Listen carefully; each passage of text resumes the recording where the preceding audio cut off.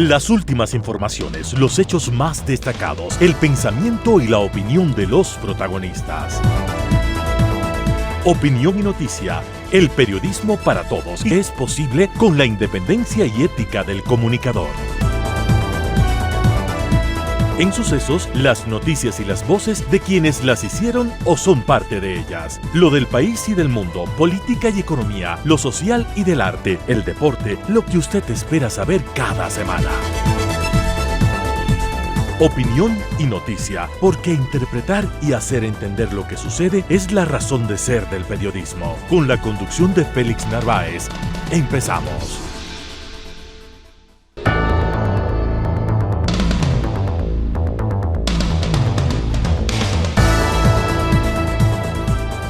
Amigos, muy buenos días, un cordial saludo desde el 101.7 de Sucesos, nuestra semanal presencia con los mejores temas, con los invitados principales sobre los temas más importantes que han convocado el interés del país, de la ciudad, de la comunidad en esta semana. Está en camino el reemplazo de la exministra fiscal Diana Salazar. ¿Qué garantías tiene esa selección? ¿Se puede confiar en la comisión que está haciendo este proceso? Tendremos la presencia del doctor penalista Mauricio Aguirre López. Él es parte de estos 27 seleccionados que han quedado luego de la primera selección, valga la redundancia, en busca del nuevo ministro fiscal. Una tregua para negociar con Colombia es el grito angustioso que se escucha en algunos sectores y lo vamos a analizar con el señor ingeniero Rodrigo Gómez de la Torre, empresario dirigente del sector agrícola de este país. Un análisis de lo que ocurre y ocurrió luego de esta famosa reunión en Lima de la CAN. También una interrogante que se ha debatido en esta semana. ¿Finca lechera o reposo de los narcotraficantes? ¿Qué pasó en Sucumbíos? Contacto estaremos haciendo con el coronel Fidel Araujo, exdirector de comunicación del Ejército Ecuatoriano. Amigos, muchísimas gracias. Es la agenda para el día de hoy y aquí empezamos. De 8 a 9. Con el periodista Félix Narváez, otro aporte de Radio Sucesos a la opinión libre y enterada del oyente.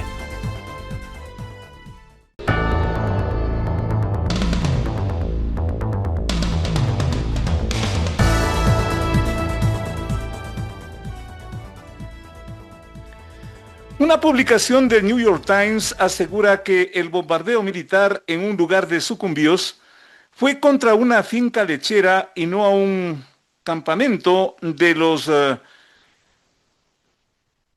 líderes y aparentemente disidentes de las FARC, de los miembros de esa agrupación colombiana narcoterrorista.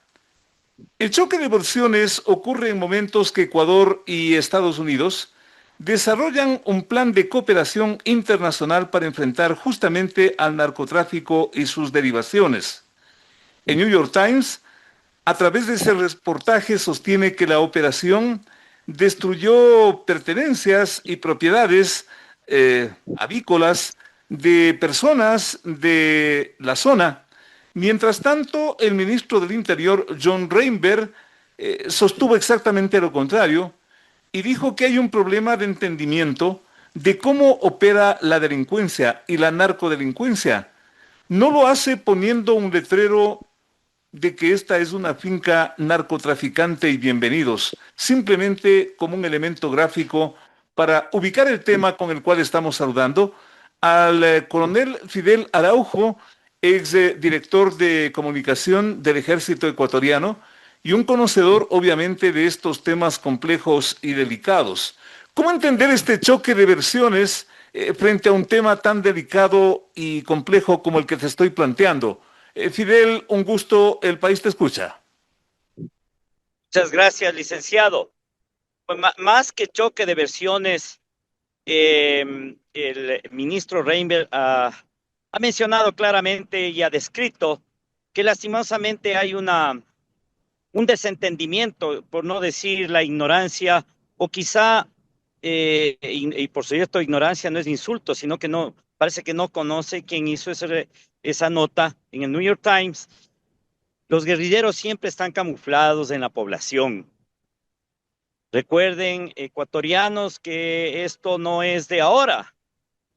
Antes, inclusive, de la guerra del Cenepa, y disculpen que yo ponga un punto desde lo personal.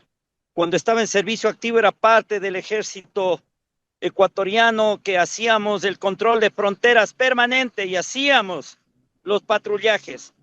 Y después de los informes de inteligencia sabíamos que estaban infiltrados en las fincas, extorsionaban a los campesinos, a los agricultores, los guerrilleros.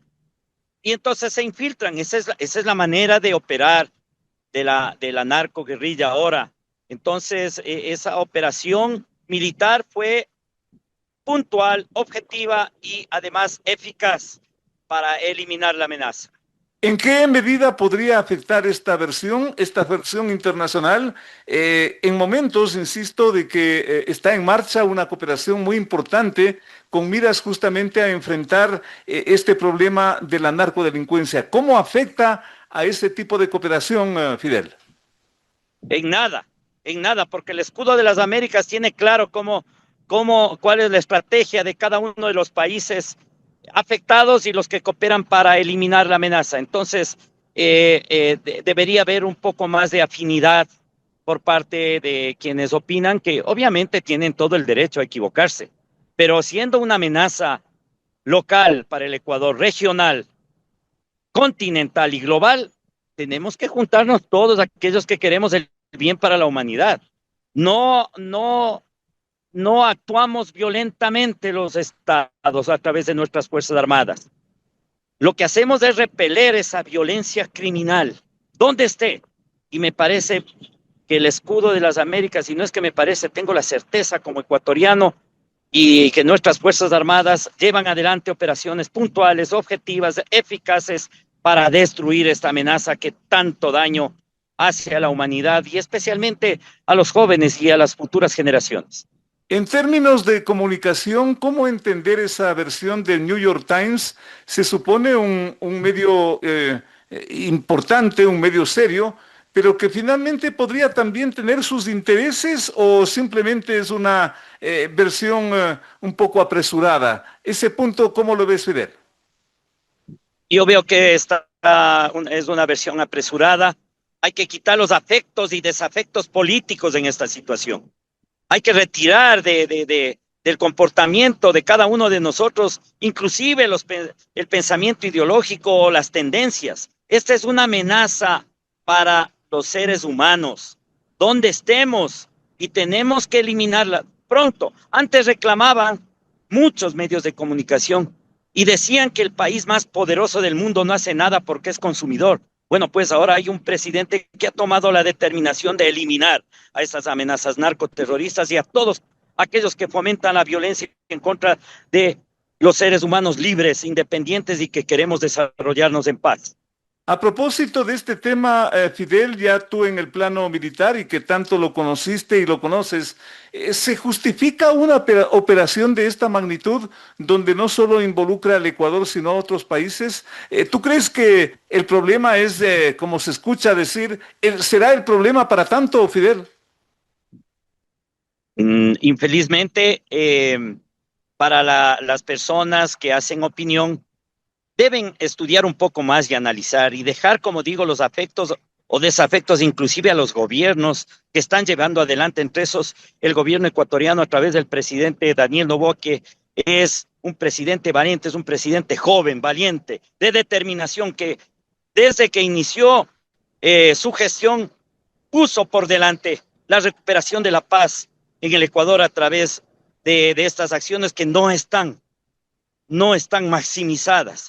Necesitamos cooperación con aquellos países poderosos que pueden llevar adelante la detección de dónde se esconden, de dónde tienen sus guaridas, a quienes extorsionan, quiénes son aquellos que están vinculados a este mal, como digo, global, que ha afectado a la parte empresarial, a la parte personal, al cambio de conducta, dejar a un lado los valores de mucha gente, y también se ha insertado en el Estado y estamos en una limpieza integral.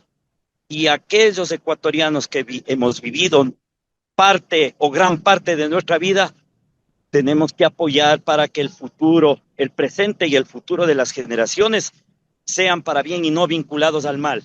Hay que apoyar a las decisiones valientes del presidente Daniel Noboa y su gobierno, que realmente a través de el Ministerio de Defensa, el Ministerio del Interior, sus Fuerzas Armadas, están llevando adelante un combate permanente como parte de la guerra para dejar definitivamente liquidada esta amenaza local, regional y global. Ese tema que se escucha en momentos como estos, Fidel, ¿de qué modo influye, de qué modo se afecta, o no sé cuál sea tu punto de vista, el tema de la soberanía? Porque se dice que los Estados Unidos convierte a estos países y consecuentemente al Ecuador en una especie de conejillo de Indias, pero para sus intereses. ¿Ese punto también no viene a ser controversial, Fidel? No, conejillo de Indias, más bien fuimos del terrorismo, del socialismo, que quisieron implementar aquí acciones que rompen la libertad, rompen la independencia de la mayoría de ecuatorianos que queremos ser libres, y no hemos querido vincularnos a lastimosamente esa mentira desde hace décadas del socialismo que llevó a naciones a la miseria. Y nosotros fuimos testigos porque tuvimos aquí seres humanos, hermanos de otros países, arrastrándose por las calles, pidiendo caridad, mientras aquellos que hablaban apoyar al pueblo han vivido como reyes y robándose el dinero. Entonces, no, la soberanía es esa.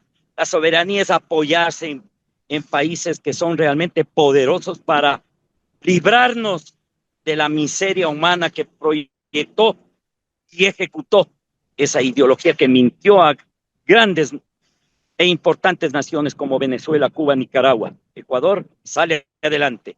Ecuador está con su gobierno, con su presidente, con sus fuerzas armadas para librarnos de estos males. Sin embargo, y a propósito de países, Fidel, en México, por ejemplo, dice que esto no se soluciona con balazos, sino con abrazos, y esa es una política que también ha generado expectativa, Fidel. Lo que pasa es que los abrazos de ellos luego salen empolvados, los ternos o las vestimentas de los mandatarios, y salen empolvados de blanco, y eso es malísimo para la sociedad. La gran mayoría de mexicanos rechaza absolutamente la pasividad de los gobiernos, y han dejado que prácticamente se tomen el Estado mexicano los grandes cárteles de la droga.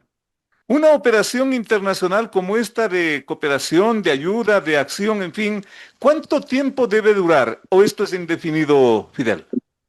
Lo necesario. No es fácil, no es una guerra convencional. Hay que actuar con tranquilidad y la estrategia está bien dada. Tal es así que la mayoría de ecuatorianos tenemos la oportunidad de seguir nuestras vidas en tranquilidad, desarrollándonos. Hay contingencias, sí, pero la gran mayoría de ecuatorianos estamos trabajando, desarrollándonos, los niños estudiando en sus escuelas, los jóvenes en las universidades, los trabajadores privados produciendo, los trabajadores públicos llevando adelante procesos de lo que es esencialmente el servicio público. Es decir, hay una tranquilidad, entonces no hay que maximizar, no hay que fomentar el terrorismo a través de una comunicación sesgada. Yo respeto y estimo mucho a los medios de comunicación porque estuvimos en una guerra y defendimos la soberanía en esa época que fue amenazada con el pueblo hermano del Perú. Ahora somos grandes hermanos. Las grandes contingencias bélicas después traen grandes amistades. Y esa experiencia la estamos llevando ahora. Tenemos que eliminar a todos aquellos que han contaminado vilmente a nuestra juventud, han contaminado vilmente nuestro Estado de Derecho, nuestras instituciones. Entonces, esa misión no es solo de Fuerzas Armadas, no es solo del presidente de la República, no es solo de aquellos países cooperantes, desde todos aquellos que queremos una vida en paz y no contaminada por el narcoterrorismo, el narcotráfico y todos los males sociales que hacen daño al a las naciones en este presente y obviamente al futuro de las siguientes generaciones. Organizaciones delictivas tan fuertes, tan poderosas, inclusive desde el punto de vista económico, ¿será que se detienen frente a esta acción militar del otro lado, Fidel? ¿Cómo ves tú la parte estrictamente militar? Estamos viendo los resultados. Los resultados no son como las guerras convencionales, con cronogramas, con tiempos. Aquí hay que seguir detectando, inclusive aquellas personas que aparentan ser honorables y que de un momento a otro aparecen vinculadas a este mal social. Entonces, paciencia, creer en nuestras Fuerzas Armadas, tener una actitud, no vincularse por nada del mundo a ninguna de estos males sociales y apoyar, creer en nuestros gobiernos, en nuestras Fuerzas Armadas, que lo que queremos es lograr la paz y tranquilidad del Ecuador. ¿Algún aspecto finalmente a manera de conclusión que te preocupe de todo esto, Fidel? Felicitar a las Fuerzas Armadas, como siempre, agradecerle a las Fuerzas Armadas y felicitar también a nuestro presidente que sigue con esas decisiones valientes, que lo único que lograremos a futuro es la paz y tranquilidad de todos los ecuatorianos. Fidel Araujo, coronel Fidel Araujo, en servicio pasivo, ex director de comunicaciones del Ejército Ecuatoriano, aquí en este espacio de información y de opinión. Fidel, hasta la próxima, muy amable, muy gentil. Muchas gracias, Félix. Gracias al coronel Fidel Araujo. Volvemos con más.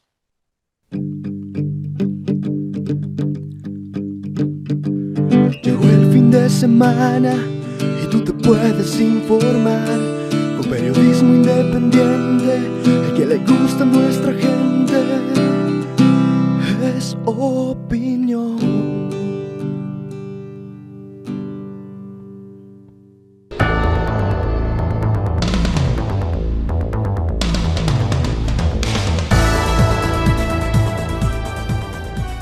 Sin resultados visibles importantes terminaron en Lima las conversaciones entre delegaciones oficiales del Ecuador y de Colombia, cuyos mandatarios se mantienen distantes tras reclamos del ecuatoriano Daniel Noboa por no tener apoyo de su colega Gustavo Petro en la lucha contra el narcotráfico.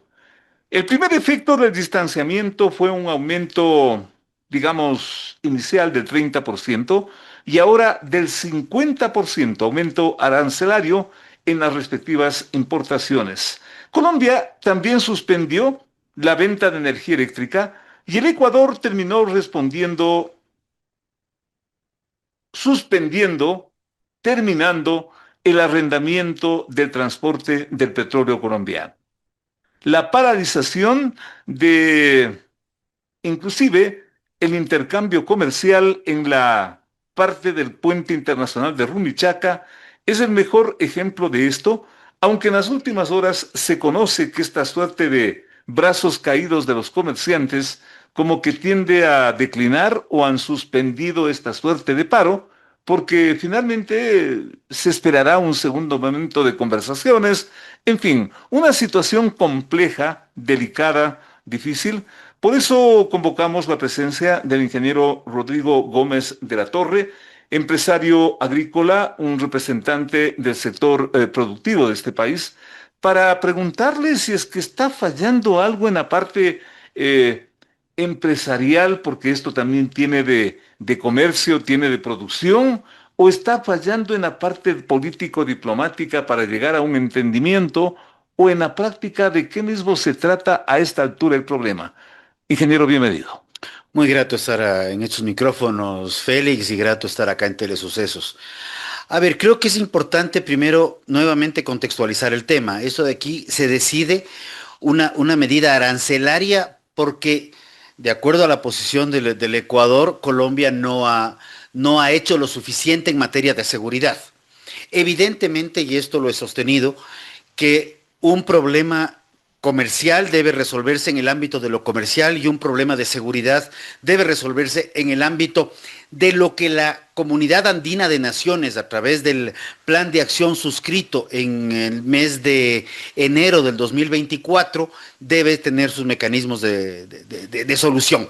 Bastante difícil, con todo respeto, ingeniero, separar lo uno de lo otro, porque es lo uno o es lo otro. Es que llegamos a un punto en el cual, con el justificativo de seguridad nacional, curiosamente, en febrero de este año, por seguridad nacional, ese es el argumento que consta en el documento que del presidente Trump plantea para imponer el arancel inicial del 10% y posterior del 15% al mundo entero. Es la misma lógica política, digámoslo así. Pero es un justificativo que se justifica, valga la redundancia, porque de por medio está la seguridad del país. Sí está la seguridad del país, pero tenemos de la otra cara de la moneda. El momento que nosotros bloqueamos el comercio entre dos países hermanos, donde tienes una interrelación de una comunidad social que está permanentemente interactuando, tú lo que haces es consolidar y frenar el movimiento económico creando pobreza. Y a través de la creación de pobreza indirectamente, que es lo que está pasando, no solucionas necesariamente los problemas de seguridad. Pero habrá un término medio. Tiene que buscarse un término medio y qué bueno que se hayan iniciado los diálogos a través de la CAN, que era el mecanismo inicial para esto, pero la suspensión, y la palabra es esa, la suspensión de lo que llamamos las fuerzas vivas, tanto del Carchi como de Nariño, es con la esperanza que con la Semana Mayor, la Semana Santa, el feriado, este comercio, esta reactivación económica se dé porque haya movimiento social en la zona. Pese a que está vigente el aumento del arancel. Pese a que está vigente el aumento del arancel. ¿Es posible eso? La esperanza que están los dos países o las dos fuerzas vivas es que la gente de Carchi pues migre, pase a Colombia a hacer algunas compras, a hacer turismo, visitar las Lajas, por ejemplo, o que de Colombia bajen a visitar la Virgen del Quinche o algunos otros puntos turísticos del Ecuador. Qué complejo que es el tema. Es extremadamente complejo, pero esa es las declaraciones de los dos países, de los grupos organizados de los dos países, tratando de ver cómo sustentar el pan del día, porque está paralizado todo. O esperar a que Colombia, con las elecciones, cambie de gobierno, venga otra corriente política y ahí sí nos podamos entender. Si es que esa es la esperanza, estamos con problemas, porque eso es mayo, que se ratifica o no en septiembre. Y lo irónico de todo esto, hay una frase que dice: nadie sabe para quién trabaja.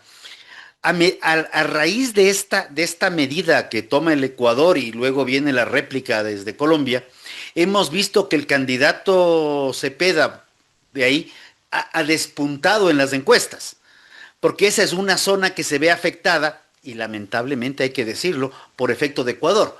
Ahora, por el otro lado, en este momento que sí, que no, que tal vez que quizá que de pronto, pero Mazar ha caído 8.5 metros hasta el día de ayer en su cota.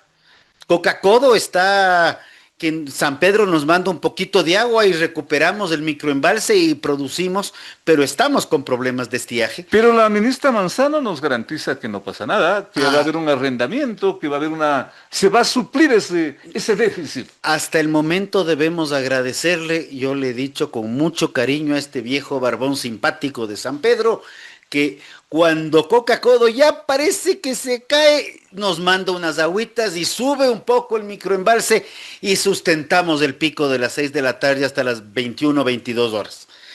Ahorita, como digo, me preocupa la caída tan abrupta del embalse de Mazar, porque vemos que tenemos lluvias en la zona sur hacia la Amazonía. ¿Pero lo que ofrece la ministra no es suficiente?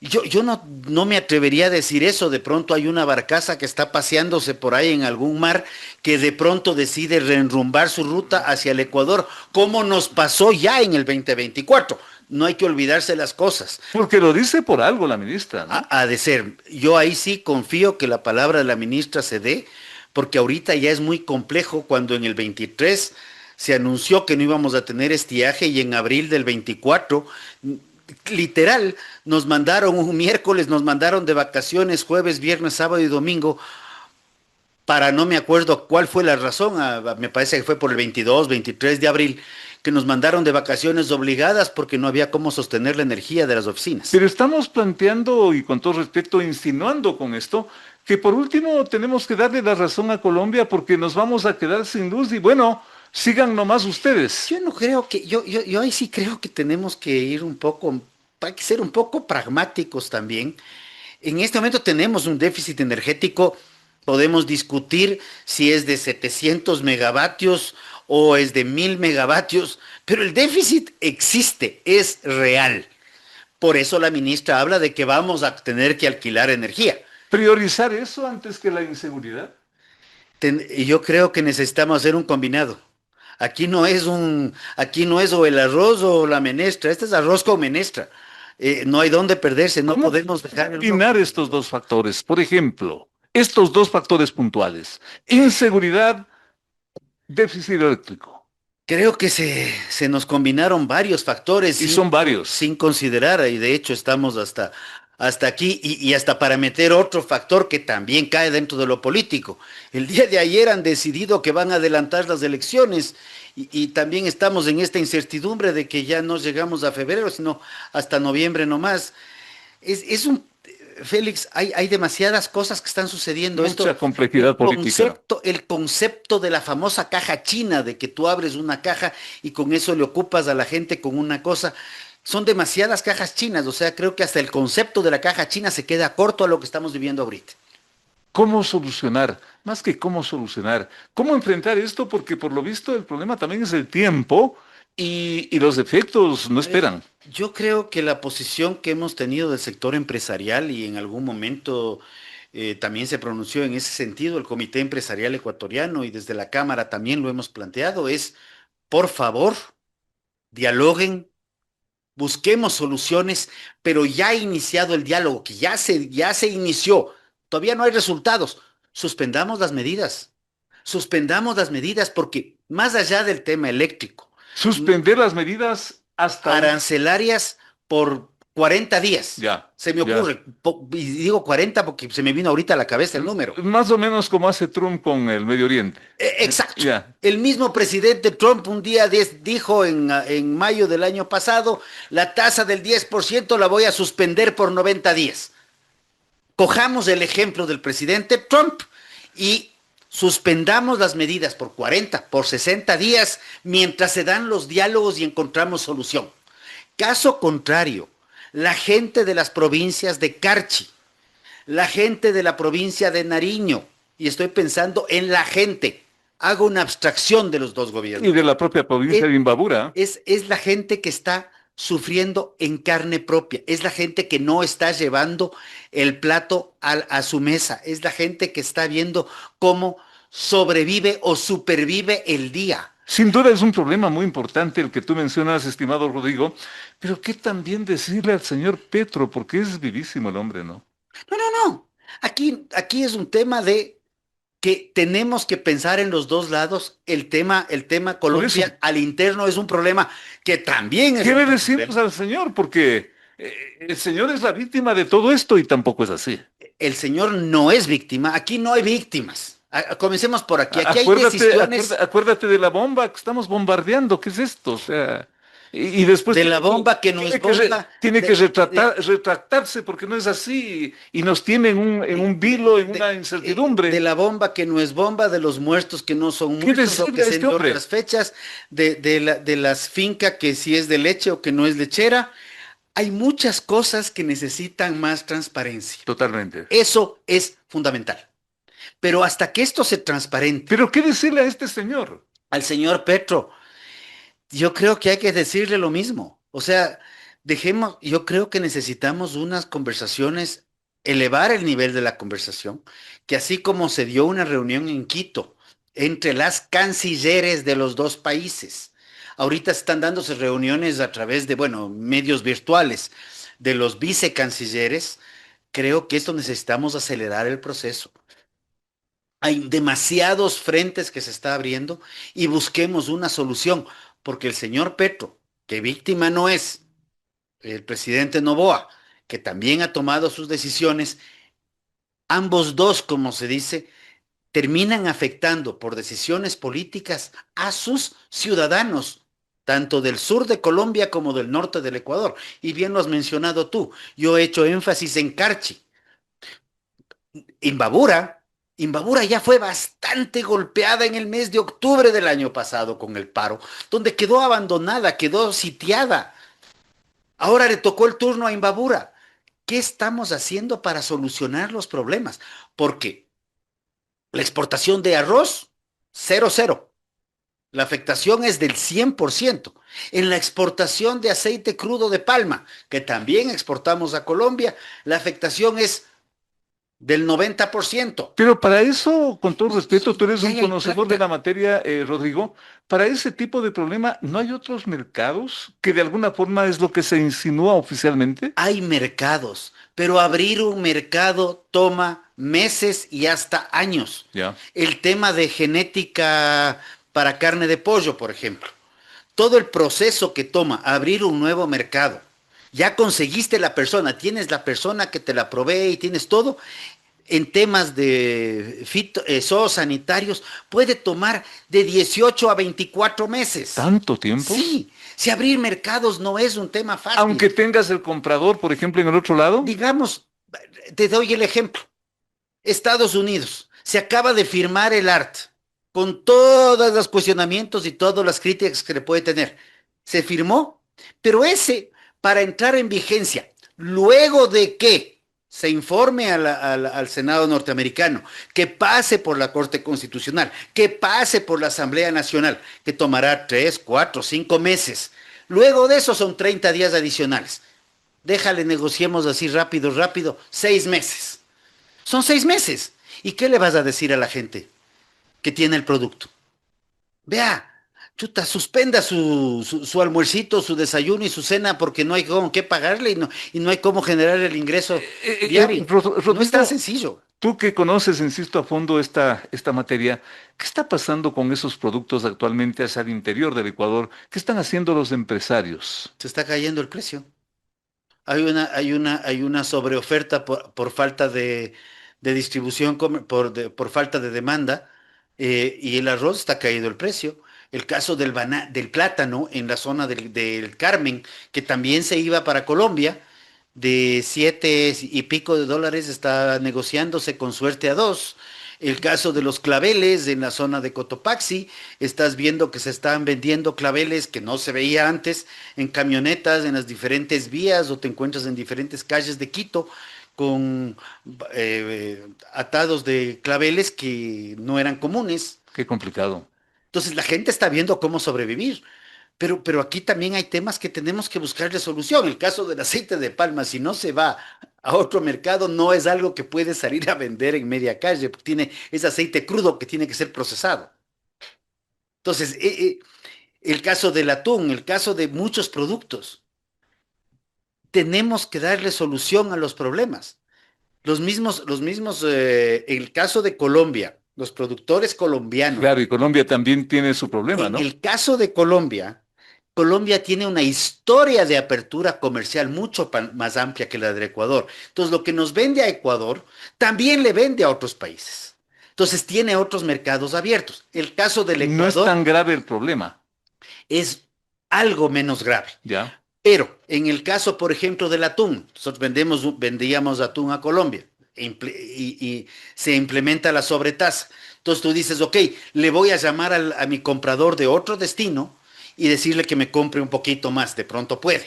Entonces medio puedes negociar, le das una promoción, estoy hablando sin conocer exactamente el sector atunero, pero tienes un comercio y tienes un contacto inmediato sobre el cual puedes ampliar un volumen.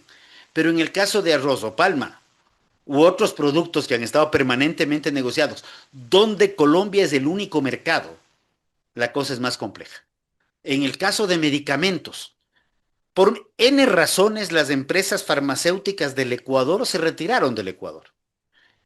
Y ya no producen aquí, producen en Colombia, producen en Perú, producen en otras latitudes. y les bloqueamos, y ahí hay un porcentaje importante. Y en ese caso, Hay que buscar otro comprador, hay que ver cómo se negocia, cuáles son las tarifas arancelarias con ese nuevo origen, ver cómo están los permisos sanitarios. Entonces, son procedimientos. toda esta complejidad a manera de conclusión, Rodrigo, en la parte económica empresarial, ¿es verdad que dispara el contrabando? Claro, perdón que haya sido tan rápido en la respuesta. Cuando tú pones barreras al comercio, comienzan a abrirse caliches del contrabando. Mientras más grande es la barrera, más grande es el caliche. Si quieres ponerlo en términos muy coloquiales. El hueco, Sí, ¿ya? el hueco, o la trocha. Y esta frontera tiene un montón de huecos Perdón, aquí estamos que los hablando de conocemos. Pichaca. Así es, Entonces se ponen y bloquean en Urbina y se van a bloquear así en es. el puente del San Miguel y se van al puente de... Está al norte de, se me va el nombre ahorita, al norte de San Lorenzo. Y todos lo hacen en motos, son gente muy experta, muy diestra. Quienes hemos estado y Así es, conocemos la frontera, así es. tú ves pasar barcazas donde están dos quillas. Quillas son esas canoitas delgaditas, Ujú, ujú. dos quillas con tablones amarrados donde pasan camiones pequeños. Yo no sé, mis respetos al equilibrio, porque los malabaristas de circo se quedan cortos en esto. Y tú ves que pasan el río de ida y vuelta en puntos X. Tan es así que, como estamos viendo ahorita y ha salido en la prensa, la nueva ruta del narcotráfico está hacia la Amazonía para salir por Brasil. Tú bloqueas un lado y se abre otro. Es preferible no mezclar los temas. Entiendo, comparto plenamente los temas de seguridad. Nos preocupan de sobremanera a todos. Pero si estamos bloqueando los temas comerciales, estamos generando más problemas a la larga. Lo que está pasando con y perdón, este es un titular de prensa, en las horas de toque de queda, grupos de delincuencia organizada, disfrazados o vestidos como policías y o militares están cometiendo sin número de delitos. Es un titular de prensa de ayer o anteayer. Entonces, revisemos esto. Esto es un tema mucho más integral y estoy de acuerdo en trabajarlo articuladamente con Estados Unidos y el presidente Petro en esto sí ha mencionado que tiene conversaciones y que está haciendo acciones conjuntas con Estados Unidos.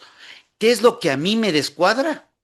Es que si Ecuador está haciendo acciones conjuntas con Estados Unidos, Colombia está haciendo acciones conjuntas, o así dice, con Estados Unidos, ¿por qué no estamos haciendo acciones conjuntas Ecuador, Colombia y Estados Unidos de una manera triangulada? O tal vez sí lo está pasando y no nos están contando. Eso ya no sé. Que es una guerra comercial y en la parte final, agradeciéndote, Rodrigo, yo sí destaco y me has dejado pensando esto de la tregua. En realidad, es una guerra comercial, es una guerra arancelaria y si es que hay una tregua, por último, para negociar sobre esa base, ojalá que lleguemos con este mensaje público, ¿no? O sea, la intención es bajar las tensiones sociales en las zonas de conflicto, si queremos verlo en este tenor. Las zonas de conflicto puntuales están Carchi y Nariño. Bajemos las tensiones sociales, dejemos que esta gente pueda hacer su comercio, tener su actividad económica, porque le estamos ahorcando al bolsillo de la gente, de los transportistas, de los comercios, de los comedores, de las tiendas, y eso puede consolidarse como una olla de presión que no está teniendo por dónde evacuar. El Y dirigente, ¿cómo no? y ellos han decidido levantar con la esperanza de que con el feriado de Semana Santa poder evacuar tensiones. Rodrigo Gómez de la Torre, dirigente empresarial, profundo conocedor de la materia agrícola especialmente, aquí en Sucesos sobre un tema que obviamente tiende a convertirse en una situación extremadamente compleja y grave. Ustedes lo acaban de escuchar, muchos detalles. Yo le agradezco a Rodrigo Gómez de la Torre a nombre de nuestros oyentes. Saquen las mejores conclusiones. Volvemos con más. Entrevistas importantes que tú quieres escuchar. La mejor información, la más grande opinión. Periodismo de verdad.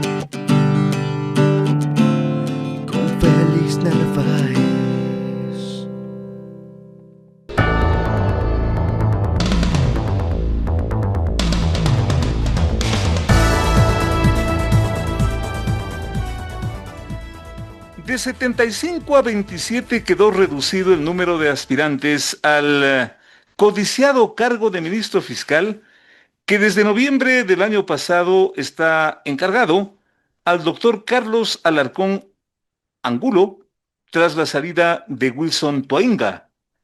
Esta primera selección la acaba de hacer la Comisión Ciudadana, encargada del expectante proceso que debe hallar al nuevo ministro fiscal y en la práctica, para orientación del público, reemplazante de la tan comentada doctora Diana Salazar.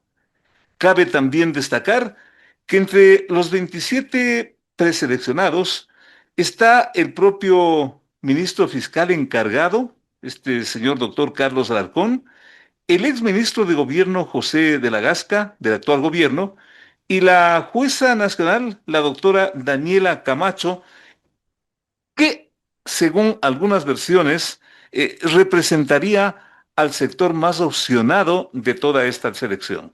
Con estos antecedentes estamos saludando y agradeciendo la presencia del señor doctor Marco Aguirre López. Mauricio Aguirre López, muchísimas gracias.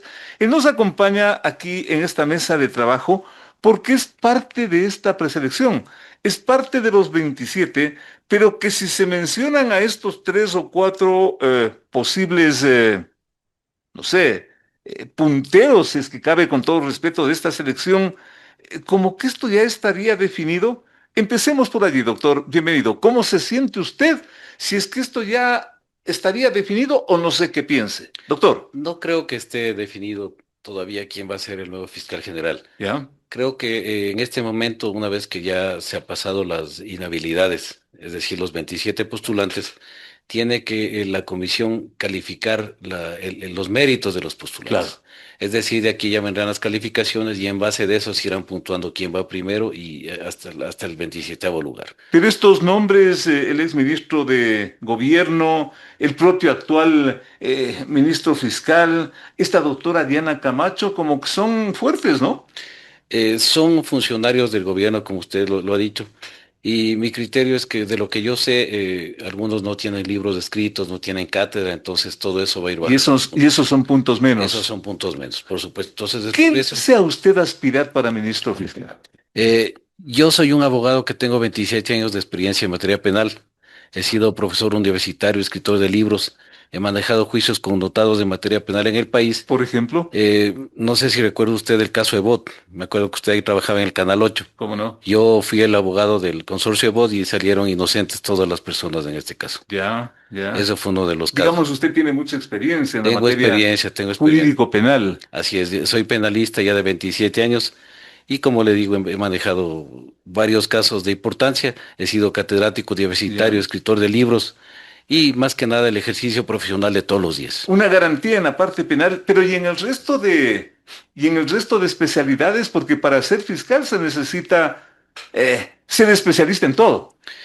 Yo tengo conocimiento en todo tipo de delitos. Le pregunto porque con todo respeto este puede ser un argumento de selección, ¿no? El doctor es un excelente penalista, pero en el resto de cosas le restamos puntos. Ya, en este concurso exclusivamente tiene que ver la especialidad penal. ¿Ya? Si bien hay penal, hay adolescentes infractores, hay de pronto una persona comete un delito con un trabajador o lo que sea, pero todo eso tengo conocimiento. Ujú, ujú. Entonces, estoy presto para cualquier examen, para lo que venga en el concurso y creo que me irá bien. De todo esto que se ha escuchado y se sigue escuchando, ¿qué es lo que le preocupa una vez que el proceso está entrando en su fase de definiciones? Preocuparme no me preocupa absolutamente nada, Ya. porque si ¿Usted se siente ganador? yo me siento ganador, tengo conocimiento. Obviamente el que va a decretar la ganancia va a ser la comisión, el Consejo de Pues, Participación Ciudadana. Pues, Pero si fuera por mí, yo estoy convencido que ganaría. ¿qué garantía cree que usted que le da esta comisión al país y a los candidatos? En este momento, Esto también es motivo de polémica, ¿no? claro, en este momento, como recién se está pasando las inhabilidades y tiene que recién calificar la carpeta, hay un reglamento y en el reglamento está especificado cuáles son los puntajes por cada curso, por cada mérito del postulante. Entonces, en este momento yo no creo que haya que preocuparse de absolutamente nada, porque si usted cumplía con el reglamento, entonces va a tener una buena calificación. Y si es que hubiera algún problema, hay 3 días para pedir la recalificación y posteriormente tiene que la comisión, si es que no le hubiera puntuado algún mérito, tendría que puntuarlo. Digamos, eso es en el papel y con todo respeto, en los libros es clarísimo lo que usted manifiesta, pero para esto también hay que ser candidato político. ¿Quién le respalda a usted? Yo no soy político. A mí lo único que me respalda es mi conocimiento, mi objetividad. Creo que en este momento, Pero como llanero solitario, ¿se podrá llegar a esto, a ganar? yo estimo que sí. ¿Ya? Yo tengo los méritos suficientes para llegar al cargo y estoy presto a cualquier examen. Entonces yo no tengo ninguna palanca política de nadie. Lo único que sí tengo es conocimiento en la materia penal y actuaré con objetividad de llegar a ser fiscal general de la nación. Pero si es que los otros y de estos, o de aquellos, los que me he permitido mencionar, porque esto es también público, si es que esos otros tienen un respaldo político, ¿no es entrar a competir en desventaja? Mire, yo creo que uno de los requisitos que la postulación pedía es no ser afiliado a ningún partido. Ujú, ujú. Eh, en este momento creería yo que el país no está para que alguien llame a favor de una determinada persona para que llegue al cargo de fiscal general, porque en este momento la justicia está demasiado baja. Entonces mi criterio es ¿Demasiada? demasiado bajo, o sea, nadie cree en la justicia. Sí, pues está muy golpeada. Entonces en este momento creería yo que una persona que no sea política, que tenga objetividad y que actúe de una manera seria y honesta, es la que debe ser elegida fiscal general. Ujú.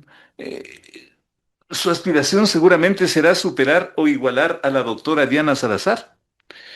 Mire, yo respeto mucho lo que haya hecho la doctora Diana Salazar, pero yo haré mucho más que ella. Al ¿Ya? llegar a ser fiscal general, obviamente que yo tengo que mejorar la administración que tuvo la doctora, pese a que fue muy buena. ¿Qué significa? Qué interesante. ¿Qué significa hacer más que la doctora Salazar? Creo que hay que nombrar aproximadamente 634 fiscales que faltan a nivel nacional. 634 634 fiscales. es lo que falta. Actualmente los fiscales tienen 1.000, 2.000 procesos y no se abastecen con tanto proceso. Entonces, lo primero que hay que hacer es nombrar 634 fiscales. Hay que darles mayor tecnología a los fiscales y incluso darles cursos, preparación, tanto aquí y fuera del país, para que cuando lleguen a una audiencia de juicio lo hagan técnicamente y de esa manera mejore la credibilidad de la fiscalía ante la sociedad. Pero con la doctora Salazar como que todo funcionaba allí en su punto. Esta era una orquesta donde todos tocaban sus instrumentos. Mire, yo no puedo decirle que actuó mal la doctora, ¿Ya? porque de lo que se Sí, veía, pues, ella trabajaba, hasta le premian mandándole como embajadora. así es. Pero mi criterio es mejorar. Si es ¿Ya? que la doctora hizo buenas cosas, pues yo, si es que llego a ser fiscal general, haré mejor. ¿Nos podría, y con todo respeto, poner un ejemplo? La doctora hizo esto y yo, por ejemplo, haría esto. Un Supongamos, ejemplo, que lo entiende el público. sí, mi criterio, actualmente los fiscales están en unidades dispersas, ¿Ya? no están de acuerdo a su perfil. Y esto se debe de pronto a apasionamientos políticos o que yo no me llevo con tal o cual fiscal, entonces le mando fuera de la provincia. Yo no haría eso. Yo las personas que tengan un buen conocimiento y un buen perfil les traería a la ciudad de Quito, que es donde más se necesita. ¿Se No actúa, digo que en el resto del ¿Ya? país no se necesite. ¿Se actúa así en la función judicial? Mire, ¡Qué terrible! actualmente hay fiscales de renombre que están en distintas provincias, están en Puerto Quito, en los bancos, cuando a esas personas se les necesita en la ciudad de Quito, Gente por su capacitada. conocimiento Claro. y su perfil. ¿Ya? Entonces, yo no actuaría con apasionamientos, actuaría es únicamente A esas de personas acuerdo, ¿ya? de acuerdo a su perfil. ¿A esas personas les mandan a esos lugares en una suerte de castigo?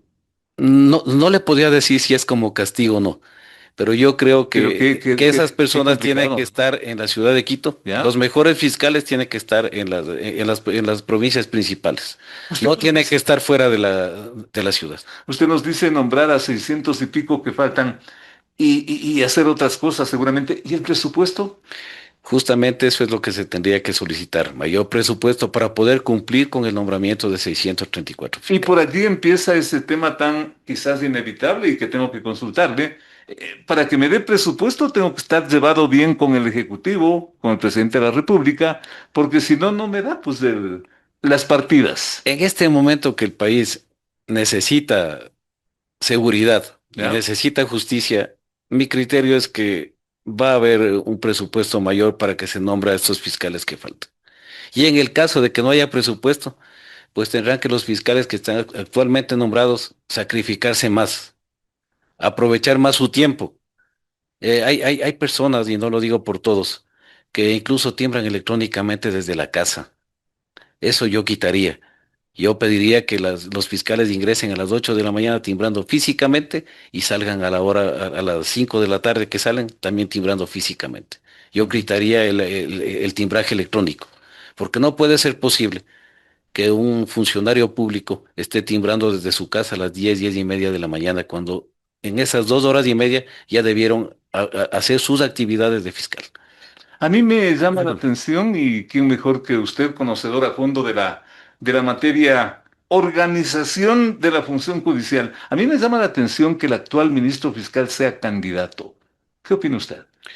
Mire, yo creo que el doctor Alarcón es una persona que tiene ya una trayectoria. Él comenzó desde auxiliar en la fiscalía, fue secretario, luego fue fiscal y ahora está de fiscal encargado. Entonces yo no veo mal que él esté compitiendo o que esté concursando, pero obviamente tendrá que ser calificado de acuerdo al reglamento, porque no tiene que actuarse con ningún ¿Por favoritismo. ética no debía excusarse este señor? No, porque creo que todos estamos para concursar. Ujú. Y si es que él se cree lo suficientemente preparado, que creo que lo es, y tiene una buena carpeta, yo también hubiese presentado mi carpeta para este concurso. No, no le convierte en una suerte de juez y parte porque es un proceso de calificación, de selección. Sí, pero en este caso quienes van a elegir va a ser los comisionados, ¿Ya? que son personas que nada tienen que ver con Fiscalía General e incluso con el Consejo de Participación Ciudadana. A eso también me quería referir en la parte final, doctor, y agradeciéndole. Claro, es el comité de selección, pero atrás está el famoso Consejo Grande de Selección. ¿Qué seguridad le da a eso que esto sea transparente? A ver, los que van a calificar las Porque es carpetas un organismo que no convence a nadie, ¿verdad? es la comisión. Posteriormente, de los mejores puntuados, tiene que mandar una terna. ¿Ya?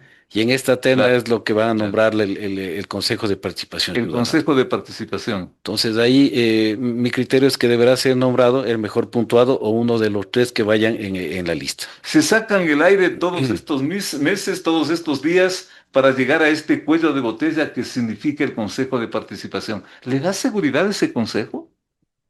Yo no puedo hablar mal del Consejo de Participación Ciudadana, ¿Ya? pero sí creería que en este caso deberían nombrar al mejor puntuado. Incluso si es que yo no tengo la mejor puntuación, yo creería que debe ser el mejor puntuado el que se nombre de fiscal general. ¿Qué hacer para que el mejor puntuado sea el ganador? Transparentar el concurso, que no sea un concurso político, que se actúe con toda la objetividad y de acuerdo a los méritos del candidato El y a doctor, las el calificaciones. doctor Mauricio Aguirre López, aquí en Sucesos, y en lo estrictamente personal, doctor, cuéntenos, usted vive en Quito, ¿cómo haría? Usted nació en esta ciudad, lo personal, porque eventualmente capaz que estamos entrevistando al futuro ministro fiscal de este país. Yo soy quiteño, ¿Ya?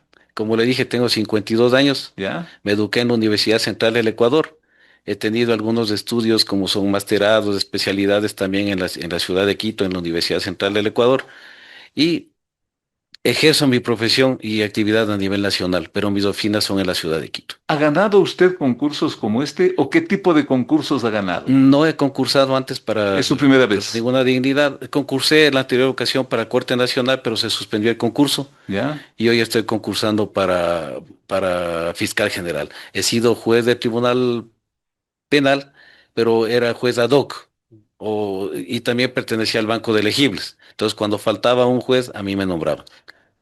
Un honor tenerle por acá, doctor. Y en Muchas lo gracias. personal, casado, Soy divorciado ya, ya, ya. y espero hacer una buena competencia en este concurso. Doctor, muchísimas gracias, un gusto, un honor tenerlo aquí porque nos conocimos creo que hace muchísimo tiempo Así es. y un gusto tenerlo aquí como candidato Que Dios haga lo mejor. Muchas gracias, doctor. Félix. Le agradezco mucho. Muchas gracias. Ahí tienen ustedes una carta muy interesante, todo lo que nos ha contado el doctor Mauricio Aguirre López, candidato de este grupo de 27 aspirantes. De los 75 quedaron 27.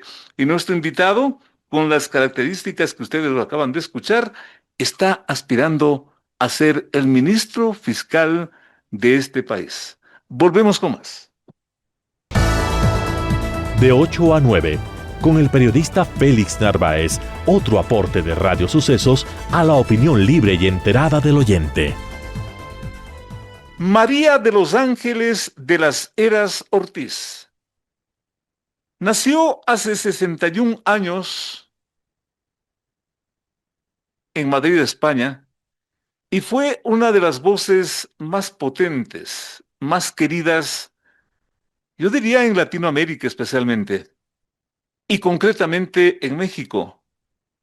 Cuando digo ese nombre tan largo, capaz que muchos no la identifican, pero estoy hablando de Rocío Dúrcal, su nombre artístico. ¿Y por qué lo estamos haciendo? Qué rápido pasa el tiempo. Qué cosa tan impresionante es esto. Porque estamos cumpliendo los 20 años de su partida.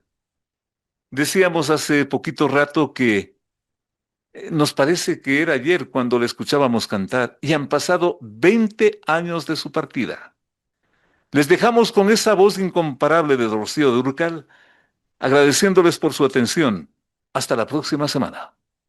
Las opiniones vertidas en este espacio por la producción y dirección del programa son de exclusiva responsabilidad de sus autores y de quienes intervienen en ellos. Los personajes, los hechos, las noticias, todo tratado con independencia y objetividad. Otro aporte de Radio Sucesos para que usted se forme la mejor opinión. Volveremos el próximo sábado, de 8 a 9, con Félix Narváez.